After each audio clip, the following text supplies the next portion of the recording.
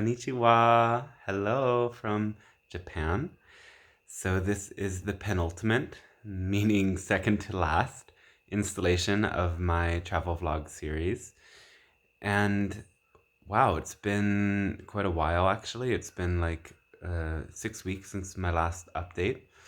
And I wanted to speak about my experiences leading up to this point a little bit and share because some people have really enjoyed this series, and I want to give every place on this crazy world tour justice. It's the last 2 weeks now of 11 months around the world, and since my last update in Cambodia, I've been to Bali, Indonesia, and Australia. So, wow. Bali, I only spent a week there, and Bali was a place that I really had an inkling to go when I knew I was going to go on this trip around the world. And it wasn't really seeming to fit in the framework of things. But then I noticed that from for getting from Cambodia to Australia, it was expensive, but having a stopover in Bali made it $400 cheaper. So might as well use that $400 to enjoy a week in Bali, and that's about as much as it costs, if not less, way less. Anyway, um, it was a really amazing, beautiful time. I posted a channeling session I did from there a while ago, and Bali is such a lush place. The nature is really vibrant, and there are temples everywhere. And literally, you just drive through any place and you see that the homes have temples in them. And so it's like just driving through the town on the motorcycle, you'll see, um, yeah, these elaborate structures that are just outside of people's homes. And in them, there are deities. It's a Hindu nation. So that part of it was really what drew me in more than anything else. Of course, I know that there are so many conscious creators and conscious community there, and I was interested in that, and I met up with some friends there. But my biggest, most beautiful memory is coming to some of these places. There are water temples there, and temples in the water, by waterfalls, and there's little shrines set up to deities, and you do ritual baths in the water and offer the deities flowers and incense, and there's people that go around and guide you into the process of doing just that. And some of these places are the most beautiful places I've ever seen, and there's these statues covered in moss, and wow. So I was just blown away by the nature. And then, yeah, some of my friends have moved there, so I got to meet up with people, and it was like every day in Bali was like a different excursion, meeting up with new people, going to kirtan, spontaneously popping up a channeling session, giving an astrology reading, invited them to my friend's place where I stayed in a villa, which was so gorgeous and crazy to consider the luxury that's available there. An entire villa of like two or three houses, and big living space and kitchen for something like $1,600, which is, rent for a basic flat in New York or something like that. So the difference is pretty crazy. But again, many people are moving there for that, and I did find that scene was not really what called to me at all. But anyway, blessings to Bali and blessings to all that too. Yeah, Bali. I actually stayed in 3 different cities or towns there, each different night. So I was in Uluwatu, Canggu, and then Ubud for the last 3 nights. And Ubud is sort of the spiritual heart of where there's many temples in Bali, and also where the yoga and conscious community is focused. So it was good to see all of it. And yeah, at the same time, to me, some of the conscious community thing or whatever feels a bit contrived and superficial sometimes. I'm not going to comment on that too much. So it was a busy week and I loved it a lot. And it's definitely a place that I'll consider going back to in the future if I'm called back to these regions again, or more like when.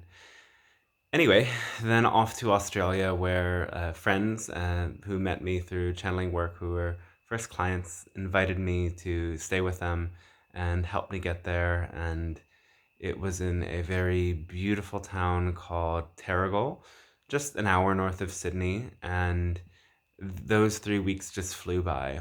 I was pretty exhausted from traveling and putting a lot of energy into work and teaching while I was in Southeast Asia. And then I got to relax and unwind. And yes, still do my creative flow, but in a more relaxed way. Most of the time I was just there in Terrigal, but I did get to go up to Nimbin, which is a hippie town, and there's a fairy sanctuary there. If you don't know what that is, Wikipedia, Radical Fairies. Anyway, and so it was really beautiful to see that community and see a fairy sanctuary that was one of the most lush ones that I've ever seen, and just really beautiful to imagine what it's like to be able to have a community like that in nature that is year round, that can handle all seasons because it's in that tropical environment. There were so many amazing fruits I've never seen before, and I got to meet the kangaroos and wallabies and really crazy, beautiful birds and um, koalas. Like, there's so much interesting life there. I did not meet any life-threatening reptiles or spiders, which is what a lot of non-Australian people think about when they think of Australia, because of Steve Irwin or whatever, and the fact that they do have the most venomous fauna of the entire planet, but blah, blah, blah. Didn't encounter that. But my friend did say that if you leave the door open, even in a sort of smallish town like Terrigal, the snakes can come in, and usually they aren't harmful. But who really knows? Australia was a really good kind of break from being in this foreign atmosphere all the time. Obviously, I'm not native to Australia, but there is something that is so similar in all Western, and that word doesn't even apply here because Australia is in this eastern region, but it's like a westernized country. It is a country of settlers from, Europe and everything. So the culture is very relatable. And even though there's so many ways it's completely different from America, it felt like being back at home after being in so many different environments. And that was somehow really comforting. And with only 3 weeks, I didn't do all the things I would have wanted to do. Like, I had the vision of going into Sydney, checking out some of the gay scene, exploring city life a little bit.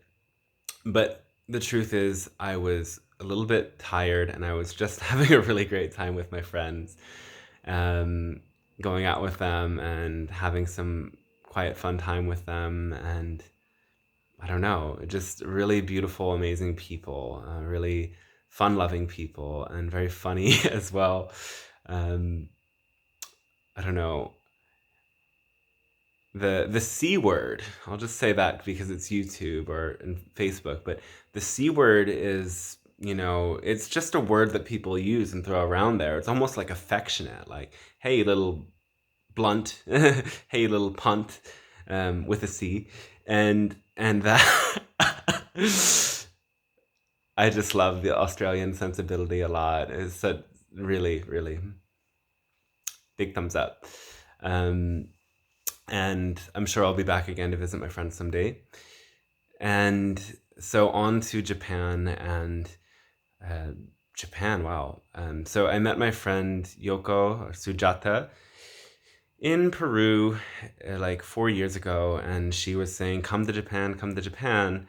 And that was 2019, and I was like, yeah, I'll come to Japan when I feel like it. At that point, I was really interested in making a new life, queer community in the States, and I went to Portland, settling there for a while, blowing off these invitations to Iceland and to Japan and all of this. And then the world closed. And over the years, I was thinking, how many people get these invitations to go to Iceland, go to Japan, go to here, go to there. I should do that. And that's what was part of the catalyst for this trip was like, the world is open now. Fingers crossed, nothing's going to happen. But just because I can do it now, and who knows what will stop me from doing it in the future, I'm going to do it now. Anyway, that brought me here. And we have been doing cacao ceremonies and we've been doing other medicine journeys. My friend regularly serves combo, and she has a big network of people who are interested in spiritual development and shamanism. And so I've been doing channeling sessions for them and holding space with cacao and sound healing. And the people just love it. And they are so fascinated with me.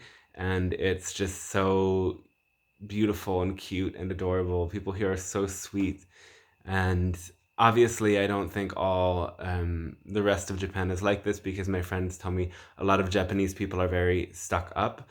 But obviously, everywhere you go, there is the conscious community, and the conscious, sweet, beautiful people in Japan are one of a kind. And there is this language gap thing that is sometimes, all the time, not sometimes, kind of challenging.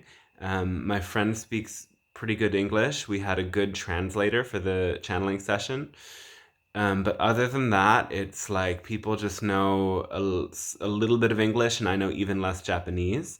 But I've picked up a lot. Obviously, I knew some words from the start, like arigato, thank you, konnichiwa, hello, kawaii, cute. Um, and then I learned more words. Sugoi, great. Aite yokata, nice to meet you. And there's others, but they're not coming to mind right now. So yeah, and obviously, I ended up. Well, it was kind of planned. I didn't plan it super perfectly, but in the end, it is perfect. To come for Sakura season, and Sakura is cherry blossom, and cherry blossoms are those beautiful pink, sometimes white trees that you see, and they're in a lot of the rest of the world now as well, especially in America. A lot have been imported. So many of you probably already know them, but in Japan, they're literally everywhere. And the first days we were here, we were driving around, and everywhere you go, you're passing by cherry blossoms just out there in nature, as well as cherry blossoms that are planted in special areas where you just sit and admire them. And I arrived the first day was Cherry Blossom Festival, and there was crowds of people down in Fukuoka, and just swaths of trees, so many trees. And they're so full and lush, unlike trees they've seen in a while. And to be totally honest, this is my first spring season in 10 years, because it was 10 years ago that I took a one-way ticket to Mexico and then ended up in Guatemala and fell in love and realized I could just live my life there and in other places like it. And so I did so. And I always come back usually around end of April, beginning of May. So I miss a lot of this springtime magic, and it's really good to experience it, even though these temperatures, which people here and other places, northern places, consider cool and fresh, for me it's like frigid and making me shiver. So most of the days it's been fine, but the days that it's rainy, and it's getting down to like 14 Celsius or high 50s Fahrenheit, I'm like, what's going on here? What are we doing? We need to stop this. We need to stop this cold thing.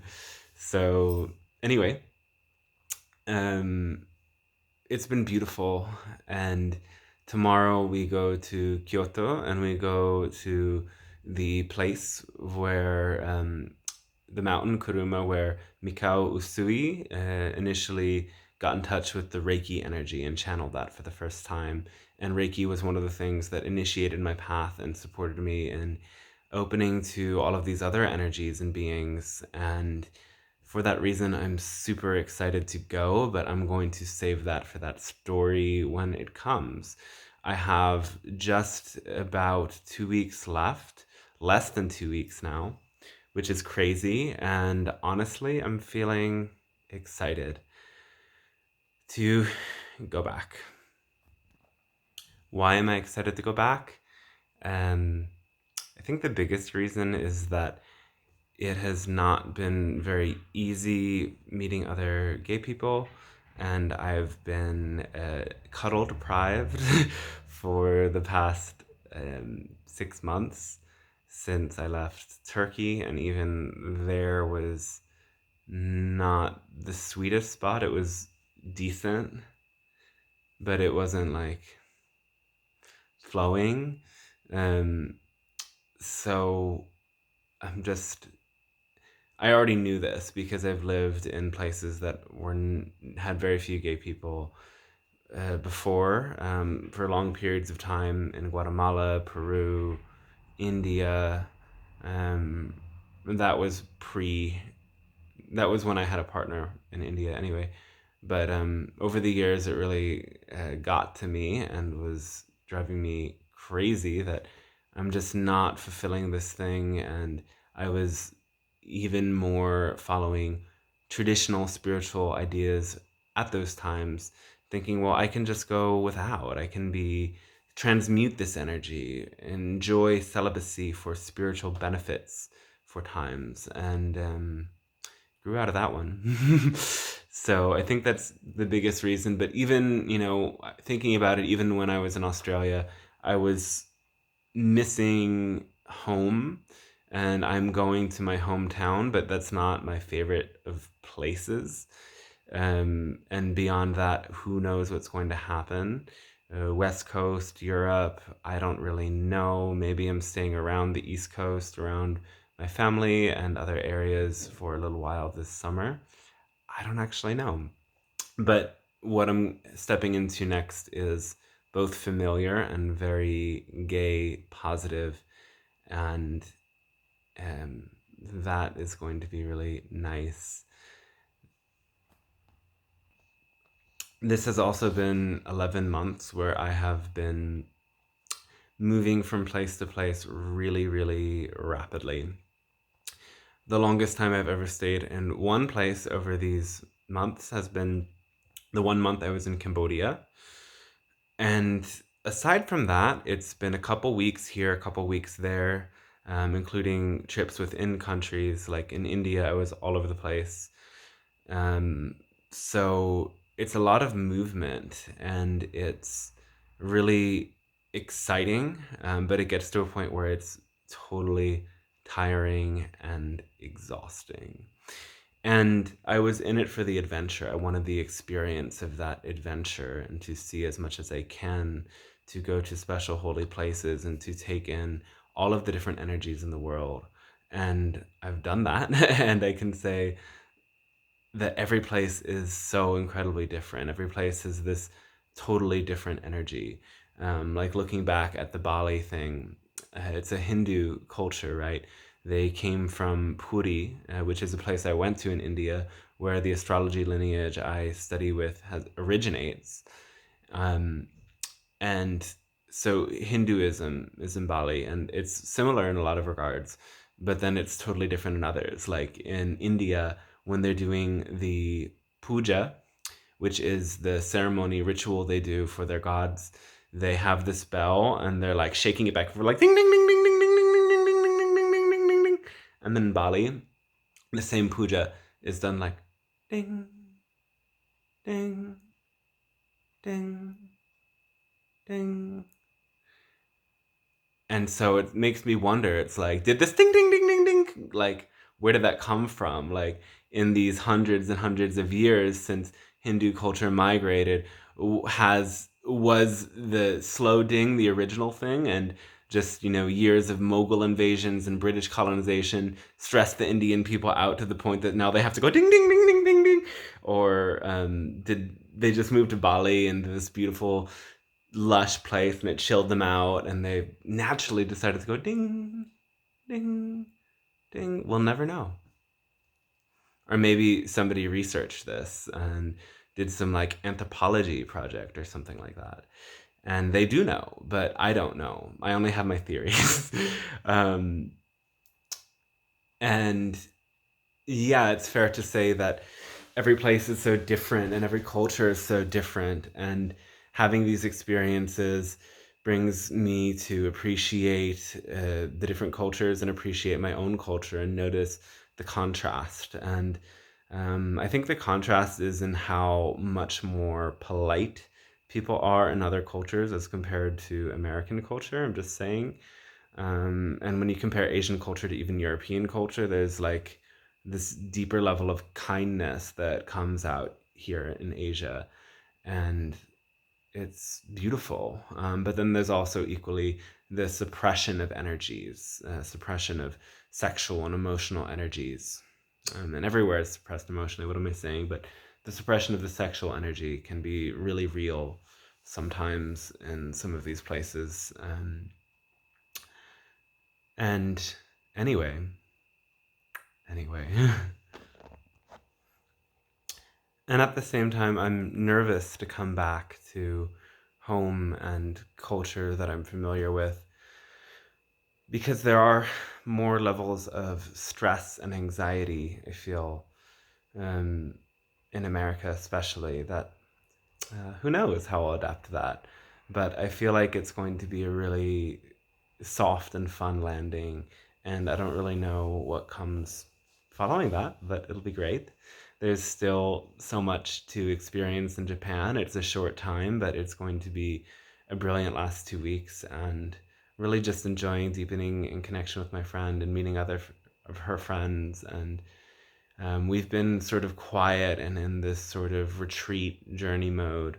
And so now I will go out and see some of the more touristic and um, special sacred places in Japan, which will be a treat too.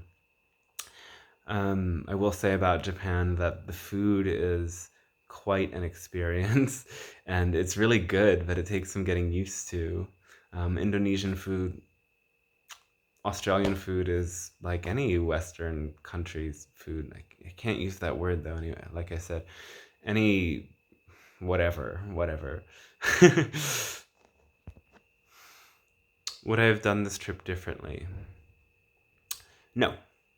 One thing that comes up in my mind a lot is that wow, I could have spent like 3 weeks in Egypt, 3 months in India, 3 months in Thailand, 2 months in Cambodia, 4 months in Bali, 2 months in Australia, more. I could have spent a much longer time in all of these places. I would have enjoyed that. I was never the only place that I was like, okay, I was very just relieved and happy to leave Egypt, which was really stressful. And then I was very happy and excited to leave North India specifically because I was having a good old time in South India before I came to North India to do these astrology workshops. And the astrology workshops were nice with my teachers, but North India is so much more hectic and it stressed me out. But other than that, I was always kind of sad to leave the places I was going, but at the same time on this trajectory of moving forward because there's only so much time.